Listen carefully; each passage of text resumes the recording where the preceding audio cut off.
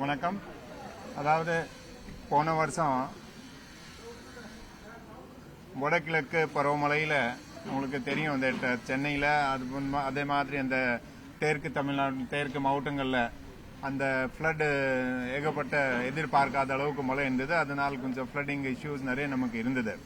அதுக்கு அந்த மாதிரி மறுபடி மழை வரப்போ நம்ம ஒரு ஃபுல்லாக 100% ரெடியாக இருக்கணும்.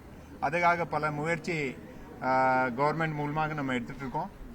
அதுல ஒரு முயற்சி இந்த நம்ம ஏற்கனவே இந்த ஸ்டேட் எமர்ஜென்சி ஆபரேஷன் சென்டர் இருக்கு, எஸ்யூசி. இந்த எஸ்யூசி சென்டர் முதல்ல அங்கே இருந்தது ரொம்ப கன்ஜஸ்டடா. ஸோ அதுக்கு இப்போ புதுதாக அந்த கிரவுண்ட் ஃப்ளோர்ல அதை நம்ம ஒரு இந்த எழிலக பில்டிங்ல கிரவுண்ட் ஃப்ளோரை ஃபுல்லா காலி பண்ணி அதுல திட்டக்கிட்ட ஒரு 11,000 சதுர அடியில தனியாக புதுதாக இந்த state emergency operation centre ready பண்ணிட்டு இருக்கோம். இதுக்கு அந்த பில்டிங் மட்டும் இல்ல, இதுக்கு புதுதாக அந்த தொழில்நுட்ப அனைத்து ஃபெசிலிட்டிஸ் மாநிலத்தில் உள்ள அனைத்து பகுதியில் அந்த ரியல் டைம் டேட்டா இங்க இருக்கும். அதே மாதிரி இங்க ஃபர்ஸ்ட் ஃப்ளோர்ல ஒரு ரியல் டைம் ஃபிளட் ஃபோர்காஸ்டிங்க்கு ஒரு 5,000 சதுர அடியில தனியா ஒரு real time flood forecast centre நம்ம ஆரம்பிச்சிருக்கோம்.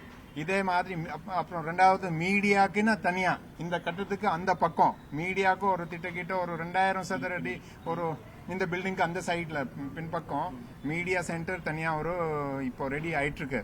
ஸோ இது ஆயிடுச்சுன்னா இந்த நம்ம கோஆர்டினேஷன், அதாவது அனைத்து துறைகள் இணைந்த அந்த கோஆர்டினேஷன் நன்றாக இருக்கும். எல்லோருக்கும் இங்கே அங்கே இல்லாம எல்லா ஆபீசர்ஸ் இங்கே உட்காந்துட்டு அவங்க ஒவ்வொரு துறையில இருந்த முக்கியமான துறைகள்ல இருந்து இங்கே இருந்து கோஆர்டினேட் பண்ணலாம். இதே மாதிரி மீடியாவுக்கு அங்கே பார்த்தீங்களா மழை வரப்போ கொஞ்சம் போதியான அளவுக்கு இடம் இல்லை. ஸோ அந்த ஃபெசிலிட்டிஸை ப்ரொவைட் பண்றோம். ஸோ இதை விரைவில் ரெடி ஆயிடும். அதுக்கு இங்க பார்த்துட்டு மல்டிபிள் இன்டர்நெட் ஃபெசிலிட்டி, இங்க எல்லா ஃபெசிலிட்டிஸ் நம்ம ப்ரொவைட் பண்றோம். அதாவது சேட்டலைட் போன், அதே மாதிரி அந்த கம்யூனிகேஷனுக்கு மற்ற ஃபெசிலிட்டிஸ் எல்லாம் தொழில்நுட்போட இந்த ஃபெசிலிட்டிஸ் ரெடியா இருக்கும்.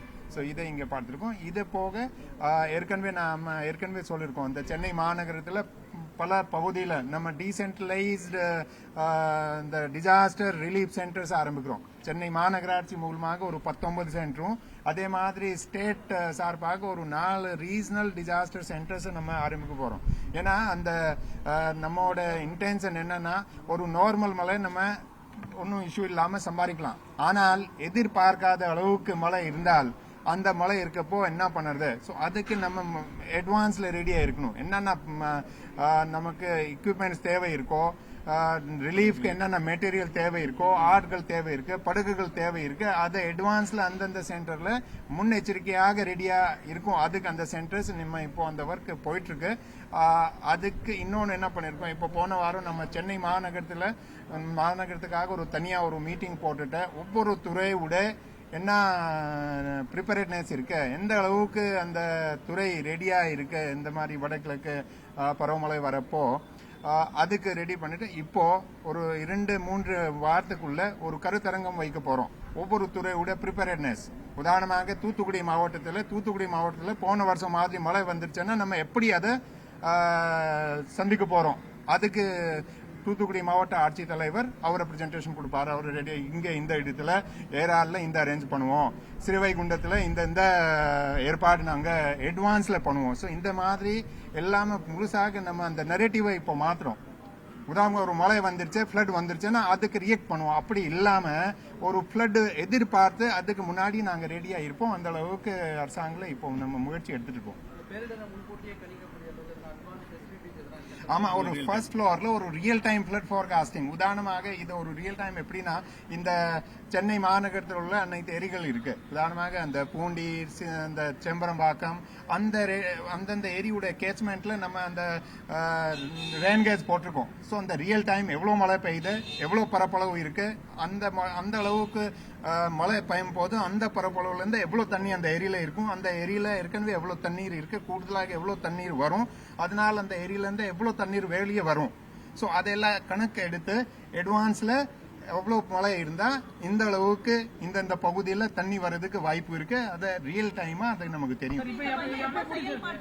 இதை நம்ம எப்படியும் ஒரு 2 அல்லது 3 வாரத்துக்குள்ள இந்த பணிகள் முடிஞ்சிடும்.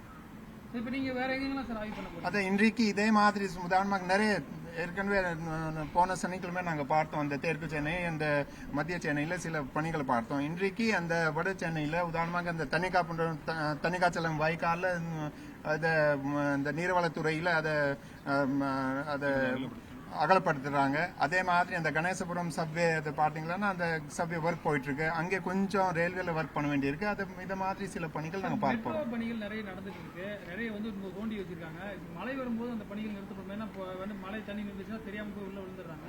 அந்த வேலைகள் நிறுத்தப்படும் சார் மழையின் போது. இதை எல்லாமே நம்ம ஏற்கனவே இதை ஒரு மாசத்துக்கு முன்னாடி சென்னை மெட்ரோ ரயிலுக்கு என்ன அட்வைஸ் பண்ணிருக்கோம்னா அந்தந்த flood management storm water drain, அதாவது மழை நீர் எப்படி அந்தந்த பகுதியில் அந்த எங்கெங்க சென்னை மெட்ரோ ரயிலுடைய பணி நடக்குது அந்த பகுதியில் அந்த மழை நீரை எப்படி அகற்றப்படும் அதுக்காக ஒரு டெக்னிக்கல் ஆடிட் செய்யணும். அந்த பணி போயிட்டு இருக்கு. ஸோ ஒவ்வொரு பகுதியில் எங்கே சென்னை மெட்ரோ ரயிலில் ஒர்க் பண்றாங்களா, அது சென்னை மெட்ரோ ரயில் மட்டும் இல்லை, பெரிய பணிகள் எங்கெங்கே நடக்குது. உதாரணமாக சில ஹைவே இதில் ஜிசிசியில் ஃபிளைஓவர் ஒர்க் நடக்குது. உதாரணமாக அந்த உஸ்மான் இதில் இருக்கு, தேர்க்கு உஸ்மான் சாலையில் இருக்கு, கணேசபுரத்தில் இருக்கு, மெட்ரோ ரயில் பணி நடக்குது. அந்தந்த பகுதிக்கு மழை நீர் அகற்றப்படுறதுக்கு என்னென்ன ஏற்பாடு இருக்கு அதுக்கு ஒரு technical audit, third party audit வச்சு அந்த ரிப்போர்ட் வாங்கி அதைப்படி விரைவில் ஏதாவது கேப்ஸ் இருந்தா அந்த கேப் அந்த பணிகள் நம்ம விரைவில் செய்யணும்.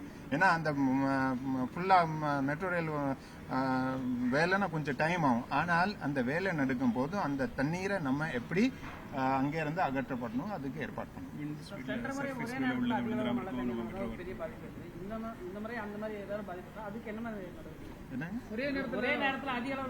அதான் ஒரே நேரத்துல ஏகப்பட்ட மழை இருந்தா அது உங்களுக்கு தெரியும்.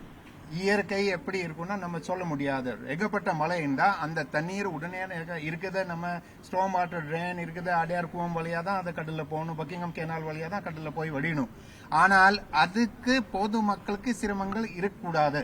அதுக்காக அந்த என்னென்ன தேவை அதுக்கு தான் நான் சொன்னேன்.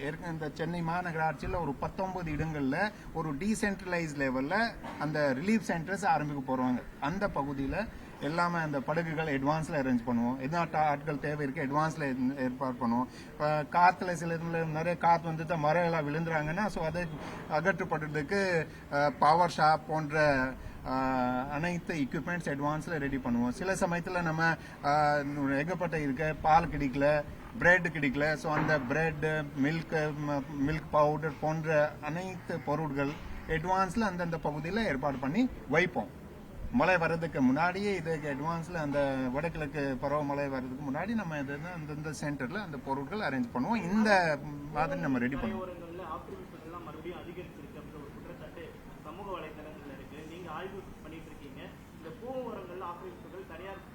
இல்ல ஏற்கனவே உங்களுக்கு தெரியும் கூவம் ரிவர் பொறுத்தவரையில ஏற்கனவே ஆக்கிரமிப்புகள் ஒரு சில பகுதியில் இருக்கு. அதுக்கு சில ஹைகோர்ட்ல சில கோர்ட் கேசஸ் இருக்கு. அதை தவிர எல்லா என்க்ரோச்மெண்ட் அதெல்லாம் நம்ம காலி பண்ணி 2 சைட்ல கம்பவுண்ட் வால் கட்டிட்டோம்.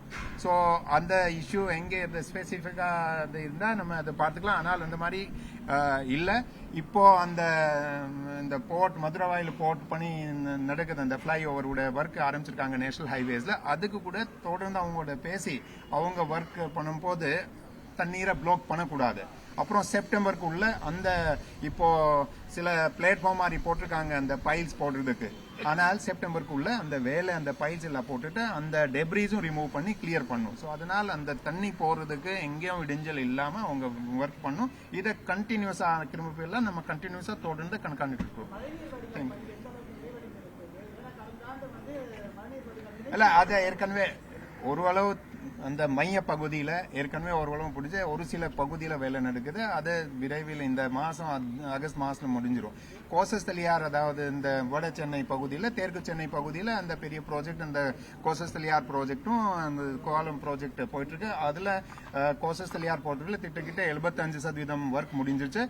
எங்க ஒர்க் நடக்குதோ அதுக்கு நம்ம டிஸ்போசல் சைட்ல இருந்து எங்க தண்ணி வடியணும் அந்த பகுதியில இருந்து அந்த வேலை முடிக்கணும். ஸோ அதுக்கு நம்ம முயற்சி எடுத்துக்கோம். எங்க ஒர்க் முடியலன்னா அந்த ஒர்க் மழை வர்றதுக்கு முன்னாடி அதாவது வடகிழக்கு பருவமழை வர்றதுக்கு முன்னாடி அந்த வேலை முடிச்சு ஏதோ வேலை முடியலன்னா அதனால் தண்ணி போறதுக்கு இடைஞ்சல் இருக்கக்கூடாது. அந்த ஒர்க் அதுக்கு முன்னாடி நம்ம ஸ்டாப் பண்ணி தண்ணி போறதுக்கு போதியான அளவுக்கு அதை ஏற்பாடு பண்ணிடுவோம். ஆனால் இதை நான் மறுபடி சொல்றேன், நார்மல் மழை இருக்கும் போது அதுக்கு தான் நம்ம ஸ்டோம் வாட்டர் ட்ரெயின் அதுக்கு தான் டிசைன் பண்றோம். ஏகப்பட்ட ஒரு 2 நாள்ல தொடர்ந்து 40 சென்டிமீட்டர் இந்த மாதிரி மழை இருக்கும் போது அதுக்கு மக்களுக்கு சிரமங்கள் இருக்கக்கூடாது. அதுக்காக மக்களுக்கு தேவையான பொருட்கள் அல்லது சேவைகள் எப்படி ரீச் ஆகுது. உதாரணமாக இதை மட்டும் இல்லை, நிறைய ஒரு இது மெடிக்கல் அசிஸ்டன்ஸ் இருக்கும். ஸோ அது மாதிரி அந்த போட்ஸ்ல ஒரு சின்ன குட்டி ஆம்புலன்ஸ் மாதிரி அதெல்லாம் ஏற்பாடு கூட நம்ம செய்வோம். தேங்க்யூ.